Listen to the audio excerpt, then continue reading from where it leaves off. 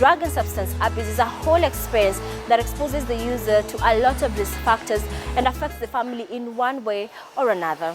Tonight on Let's Talk Family, we hear from Mr. and Mrs. Odwor Ogola, whose firstborn son has been missing from home since April and is a drug addict, as well as hear from Emmanuel, who had his very first puff when he was just in class 2. My name is Faith Kaulu, and thank you so much for joining us tonight on Let's Talk Family. Let's interact on our social media pages, that is Facebook and YouTube at CAC TV Kenya.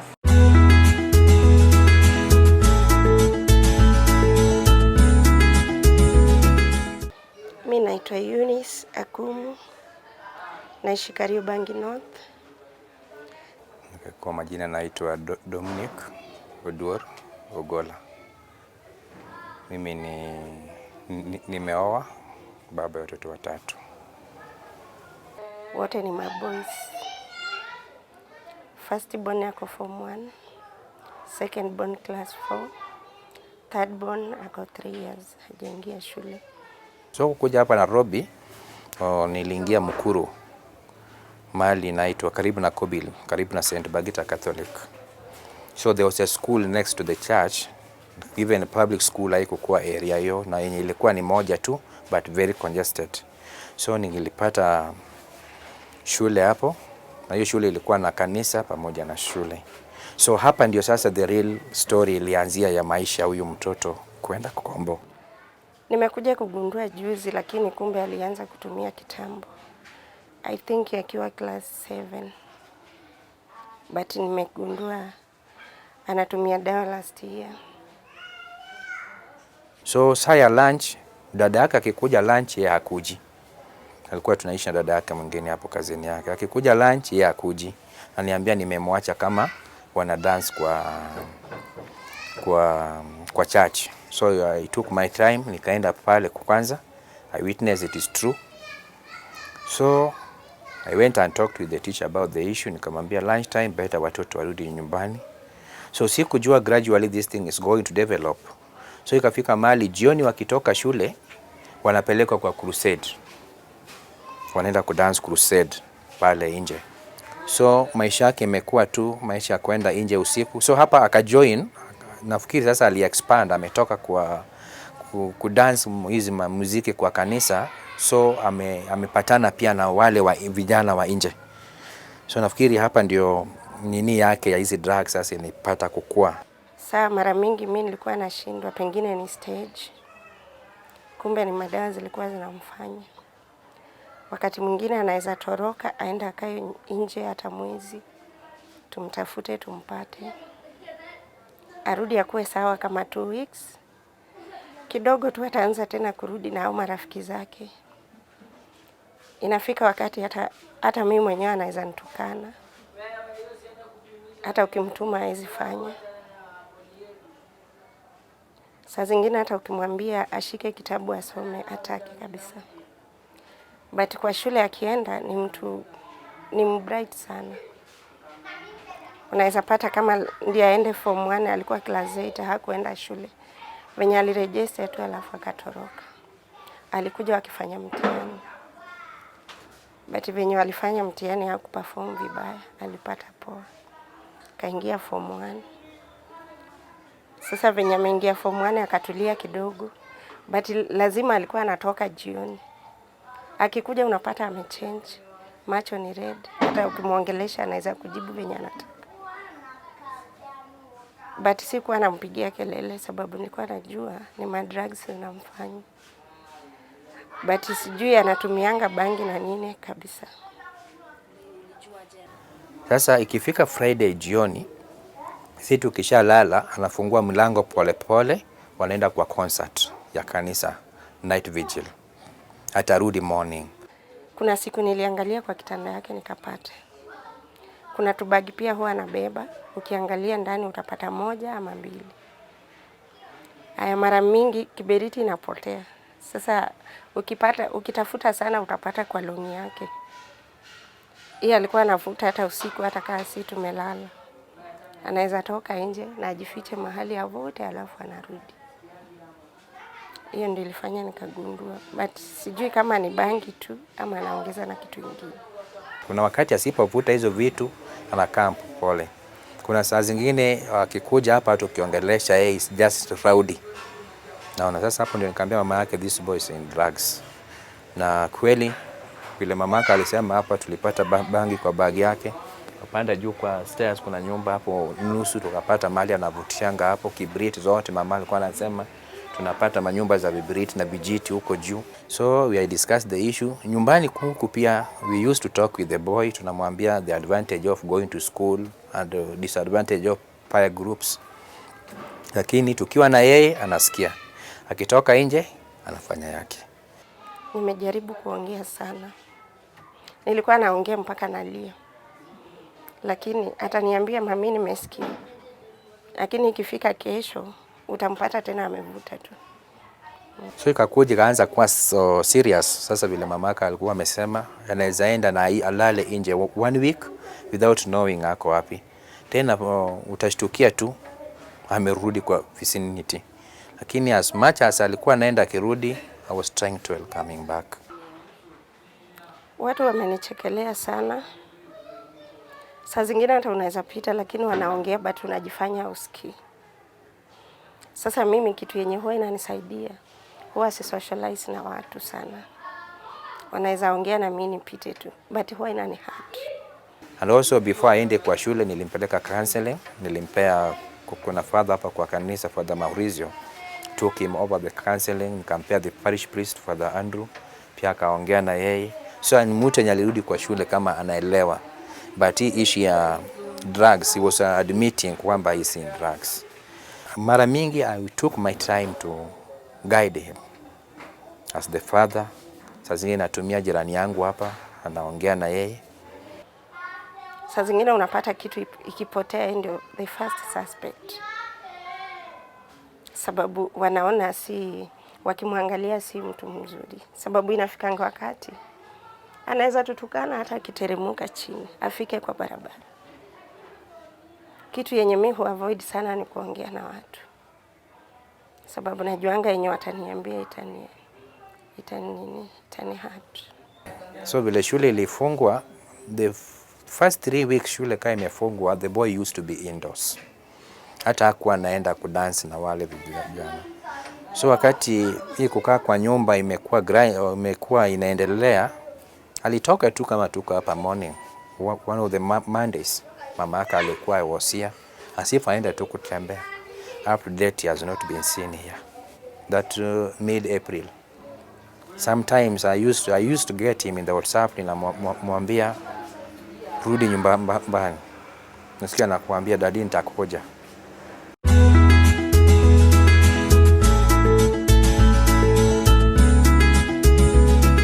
Naitwa Emmanuel Petro Diambo. Niko na December the 23rd nafikisha 19. Na nilianza kutumia madawa nikiwa class 2. Mimi hiyo ndio siku yangu ya kwanza nilitumia bang. Na generally nikiwa mdogo before hata nianze kutumia drugs nilikuwa napenda sana kukaa mali watu wanavuta sigara. Nilikuwa napenda moshi ya sigara sana. Mali nikiona mtu anavuta sigara hata kama nimetumwa ndaenda kando yake hadi amalize kuvuta sigara. Then hivyo tu ndo nikadevelop hiyo kitu. Nilikuwa nasemanga nikikuwa mkubwa lazima nikunywe pombe. So venye nilifika form 2, nilikuwa class 2 I mean, nika join mambo ya acrobat. Then tulikuwa tunaambiwa ndio ukue mkali lazima utumie bangi. So hiyo ndio ilikuwa siku ya kwanza nilitumia bangi na nikaipenda nikiwa class 2. So nikaendelea hivyo, even though nimelelewa na wazazi wako strict. Babangu ni mkali, mamangu ni mkali. So hizi vitu nilikuwa nafanyia nje na sikukuwa nataka wajue. Hata sikuwa nafanya around mbali sana. So nikafika class 5, nikaanza kuwa mzoefu. Juu 3 years, ni kama niko na 3 years experience. Nikakuwa mzoefu, nikaanza kutumia sasa bangi vizuri. Na nikaanza kutumia hizo zingine, si bangi peke yake. Then nikafika class 6 tukaanza kitu inaitwa highway robbery. So tunadandia magari kama malori zenye ziko na soda, tunatoa, tunashuka nazo. Yani tunaiba vitu ziko kwa barabara, lori, pickup, tunapanda, tunaiba. Yenye iko na chuma, tunachukua, tunauza. Hivyo tu, alafu tunanunua madawa. Hatukukuwa na kitu ingine ya maana ya kufanya. Ni madawa, na hizo madawa ndo ziliniharibu macho mimi. Kuna dawa ingine inaitwa MC, inaekwa kwa kitamba, then una inhale, unavuruta. Na ukiekwa hivi kwa mkono, ikiekwa kwa kitamba uwekwe hivi, inakuchoma. So kuna watu wawili walikuwa wanang'ang'ania, nimekaa chini. Then mmoja wao akaachilia, wenye walikuwa na vurutania, yote ikanimwagikia kwa macho. Nikakaa sioni for 2 weeks, sioni kitu for 2 weeks. So nikakaa hivyo, wazazi wangu wajui mahali niko. Nikakaa hivyo 2 weeks kama sioni, siendi shule. Mpaka siku yenye sasa nilibebwa. Watu tulikuwa nao wakaanza kuogopa, wakanichukua wakanipeleka nyumbani. Sasa venye nilipelekwa hapo, hawakuambia mzazi wangu nini imefanyika, walisema tu walinipata kama sioni.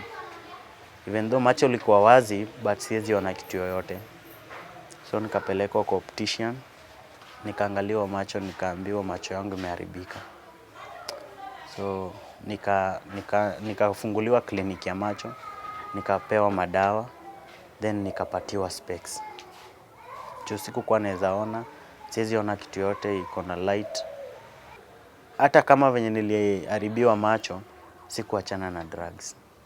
Nilikaa tu for some times nikiwa under medical care. Then kufika miezi kadhaa, wale wakarudi kunitafuta. Then tukaenda, nikazoea tu. Nikafika class 8 kama nimekuwa, sasa mimi ni kama na supply drugs at class 8. Mimi nilikuwa naenda shule saa 4. Nilikuwa nasoma Mathare Primary. Naenda shule saa 4, natoka shule saa 8.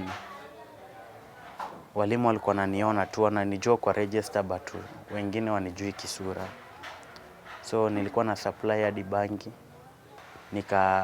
Nikaanza kunywa pombe sasa. Sikuwa nakunywa pombe before. Nikaanza kunywa pombe.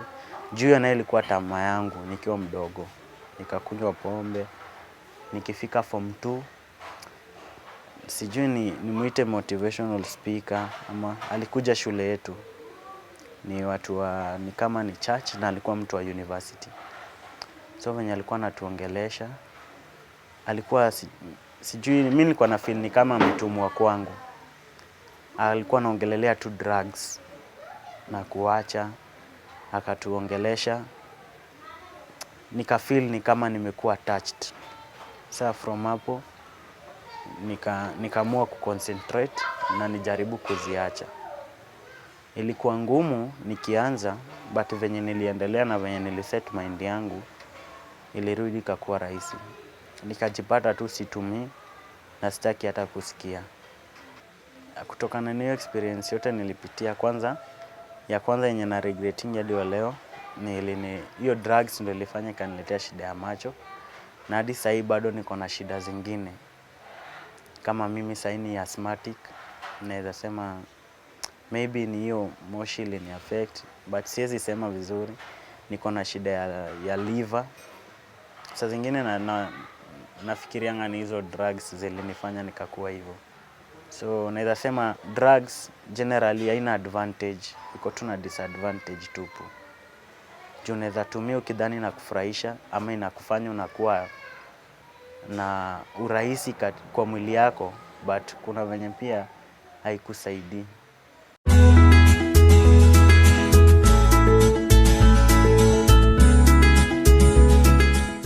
Thank you so much, Anastasia, for joining us tonight on Let's Talk Family. How are you doing? How are you faring amidst the uncertainties of this season? Okay, thank you very much, Faith. I want to say thank you, and I'm doing okay. And this time of crisis, For me, it's a time of a personal reflection, and for a time of personal building, whereby I'm looking into myself and I'm asking myself, what next? You know, there is a time you need to take a quiet moment and ask yourself, then what next? Because from what the look of things, it will never be normal again. Okay, there is a normal, a new normal. A new normal. And maybe the old will never be the we'll never go back to the old. And then on the other hand, okay, I'm equally affected by the crisis, because being somebody who is into events and into going to events and working with institutions, and they are the lockdown, we are affected financially. But I want to say, I thank God for this moment. I think to me, there is a time, okay, the first few days I was affected and I was saying, okay, I feel affected. But later I said, let me take this as an opportunity. It may look like an obstacle. It may look like a barrier, but I took on it and I said, I want to take it positively and look at it as an opportunity to rebuild and to liberate myself, and also to see it as a bridge to cross over to another level. Wow. Because for me, I'm now building towards my virtual counseling, virtual services, virtual training, whereby if it's not working physically, what can I do on the online basis, and then teleconferences and telecommunication and all that? How can I use the virtual services to do what I do, what you do best? And that's amazing, because nowadays the world is going digital everywhere and in every field. And I like how you're saying that it's time for personal reflection and just a silent moment, and we all need that. You'd agree with me that we all need that. I'd like us to delve into what we're talking about, which is in line with self-reflection and asking yourself what next, because we are talking about drug addiction and how it affects the family, basically the family. And maybe to begin with, for a viewer who's out there, I know this is something that we'd assume that everyone is well conversed and they know what addiction means. But for a viewer who doesn't really understand, or they have a misunderstanding of what drug addiction is all about, what or how would you describe drug addiction? I would say, I'll give a very brief and a very basic description of what is drug addiction or drug abuse. Drug abuse is basically something, it's like a drug, a normal drug, used for the long purpose, that is abuse. When you get the drugs, you overdose, that is an abuse. When you get, like, even tea, when you take a lot of tea, anything taken without moderation, it's an abuse. And that is why we say that something that has, the meaning of something has gotten no purpose. When you lose the purpose of something, we get into the other side of whereby it's like you have missed the point. Because you take it and then you find that comfort of using it, and after using it, and there's so many types of drugs, and we have bangi, we call it marijuana, we have cocaine, we have kelin, we have those drugs that are orally taken, and we have those ones that are snubbed, there are those ones that are sniffed, and there are those ones that are injected. We have those ones that are injected. Some inject themselves to feel a high. It starts small, a sniff, it starts with a small piece of cigarette, and then you start it like that. Starting is very easy, stopping is very hard. We say in psychology, it takes 21 days to introduce yourself to a habit, and then that habit, to stop it, now it gets part of the system. And that is what we call now addiction. That is where we are. And anybody can be addicted. A man, female, or a man, a woman, or even a youth, or even a child. It starts small, by the way. Every habit starts small. But how it grows, it becomes part of the system, because the more you keep doing it, you feel the high, and then after doing a high, every day you want to feel that high. You want to feel the same. Yes, and it makes somebody the comfort. You know, drugs there are people who feel that the only way to get comfort is to go to take one for the Lord, and one becomes two becomes three, like that. So that thing continues, and finally it becomes an addiction, and it's a problem to the family. You enter into something called a comfort zone by abusing drugs, and entering into a comfort zone to abuse drugs, it becomes even worse. Now, you've mentioned that during this time, a lot of people could be finding comfort in drugs, and they want to feel a bit high to escape reality. Sure. And the truth is, we have members in our families that in one way or another, we know they use a certain drug, they're addicts, and we've labeled them just as you've put it. Now, what would be the best way to handle such a family member to help them out of that situation? Okay, before we used to treat it like somebody is pretending, you know, it's like a pretense, you know, you're going to get out of it, and we leave it and we say, this person is pretending, this person is using, for, you know, drug and substance addiction is quite expensive for the family. Because we start thinking of somebody has lost a job because of being alcoholic, somebody has lost the status because of being alcoholic. So many things are going to happen because it's damaging. Getting into drug and substance abuse, it is going to come along with a lot of damages to both. And when the person as an individual, and when you are affected, if you're a man, if you're a teen, if you're a mother in that family, everybody is going to be affected psychologically, emotionally, physically, because the resources, physically because your status quo and you're still in hideout whereby you're denying your status and you don't want to share about it. So you're physically affected in terms of your health, because you may get into hypertension, you may get into other damaging, liver cirrhosis, and all other damaging issues, insomnia, whereby sleepless night, and also emotionally is because you're detached from self. And the more you detach from self, the more you abuse more, because you are the normal you is no longer working as a normal you. You must use something. And that is what we call codependence. And I'm talking to this about the family as you have talked about labeling somebody. I support when you do it the other way, whereby you support your own. If you know that your dad, your mom, or your children are abusing drug, please bring them closer. That is a connection. We need to have that connectivity, because what happened is the society has told us that if somebody is acting opposite of the normal, you're not a normal person. Yeah. And because of that, you label them, and they become a scapegoat in the family. And once they understand that I am not needed in this family, after all, these people, they don't like me. And some have gone to drug and substance abuse because they feel that rejection. The person who is struggling with drugs and substance abuse, let's treat them as somebody who needs support in terms of our presence, in terms of our time, and also seeking support in terms of psychological and counseling. Yeah. You go look for counseling, support them, let them feel that he's part of you. And let's treat the addict like sick people. Let's not treat them as normal, because when you treat them as normal, people who are pretending, it is very hard to support them. Yeah. So treat them like people who are sick and they need medical and psychological attention. So do not hide from them that they actually need help. Yes, they need, because, and one of the things I want to let us know as families, once there is a person who is addicted in the family, please take it as a problem for the family. Carry the burden as your own, because sooner or later, it is going to affect all of us. Yeah. Now, when working with the person, the family member who's an addict, and you're trying to help them out of the situation, you've said that treat them as sick people. Don't treat it as a normal situation. When you're trying to get this person into rehabilitation, do you let them know, or do you do it unknowingly? Let's say, for example, you tell the person, let's go somewhere, help me shop or something. Then you leave them at the rehabilitation center, or let them know that today I am checking you into this center because you actually need to change. What's the best approach? My take is, there are levels of addiction.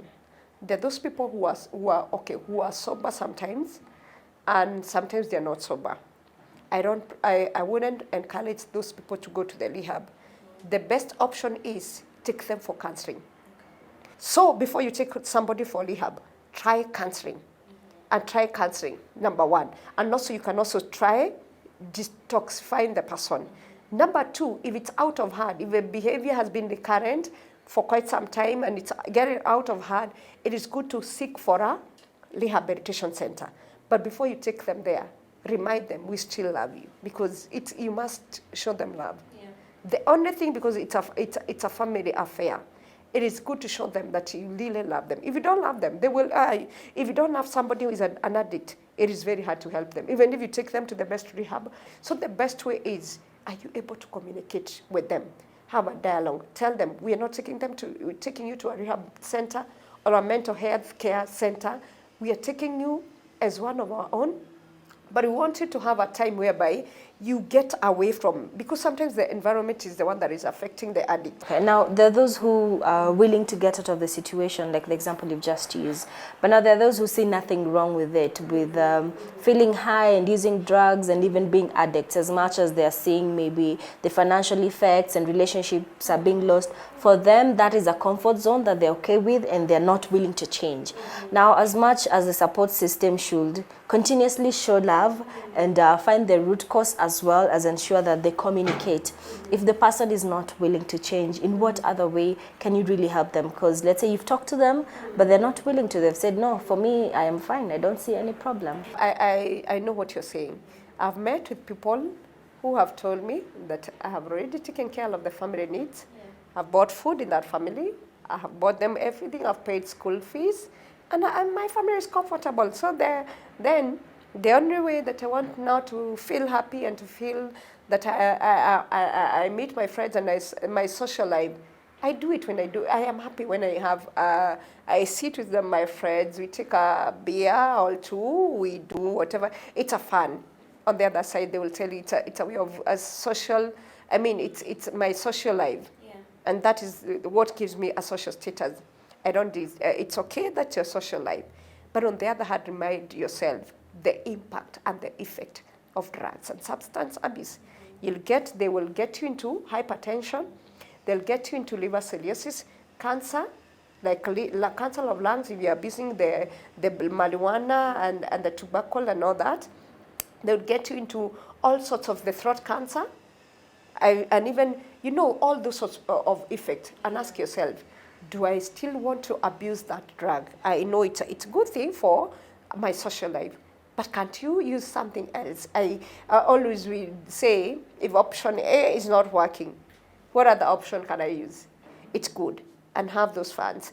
But is there other ways? Always devise other mechanism to get out of it. Are there other ways that you can be happy but not abusing drug? Are there other ways? Please come up with options. Because even taking juice, it's also you can sit with your friends there outside and have juice. I know somebody will laugh at me and say, okay, I can go out and take juice. One of the things I have always told myself, self-care is number one. And for you to have self-care, you must be very selfish. It is not about my friends, it is about me. I am counting myself. How many years do I have now? If I take beer and then I get into high blood pressure, if I take beer and get liver cirrhosis, if I take bangi and then I get out of mind, I'm not able to concentrate well my mind, will I be able to work again? If I lose a job today, then what? What will happen? I will not be having friends. And I'm sure I've met with people, I've counseled people who have lost their jobs because they were alcoholic. And one of the things that they told me, this was what the feedback I got from them, that I lost friends. You can imagine. The social status that you're keeping, you will lose them when you don't have a job. So mind your health, mind your emotional well-being. Okay, mind your social distance in terms of who do I work with. Yes. I love how you say that it's workable, and that indeed it is embarrassing, and the society has I'd say learned to shame people who are drug addicts and abusers, which is something that should change, because that's the only way that we get to help them. But above all, as a family member, as a supporter to this person, do not lose hope, because it is doable and very workable. Now, for someone who's watching and they have a family member who's an addict, or an addict is watching and they need to get out of the situation and they require professional help from you, do you offer such services? Yes. I want to say that we are very much ready to support you. Personally, I have supported many, and I'm still supporting many. And if you want to reach out to me, you can get my number, 0720-817-034. And then you can also go to my Facebook page. I am called Anastasia Kehwaga, Equip Destinies, Anastasia Kehwaga, or Equip Destiny. Please click my inbox and send your request, and I'm going to get back to you. It is workable. And I am somebody who is very hopeful that things can work out for the better. I've always hoped that things will work out. Even when somebody, I've worked with them and they relapse, I still tell them it's workable. So get my number, 0720 817 034 or 0738 430 459. You can reach out to me and together we'll work together. Yes. Thank you so much for coming. I wish we had a lot of time because we also need to talk about relapse and all that. But for me, the fact that it's workable is giving me hope enough that we can make the society a better place. Thank you so much for what you do. It's not easy, but I'm grateful that God put in your heart such a very big purpose for you to transform the society. And I'm glad that you're as welcome to Let's Talk Family tonight to be able to shed light on the very few aspects that we've managed to shed light to. So thank you so much. You're very much welcome. Thank you. Thank you for the opportunity. I don't take it for granted because the more people hear about it, the more people get the information, the more they are going to change. Because change is a process, and it's also, there are people who are into it because they don't have information. And there's somebody today who has had that information and they have said, I have decided. And that is a point, that is a pointer that we are changing society.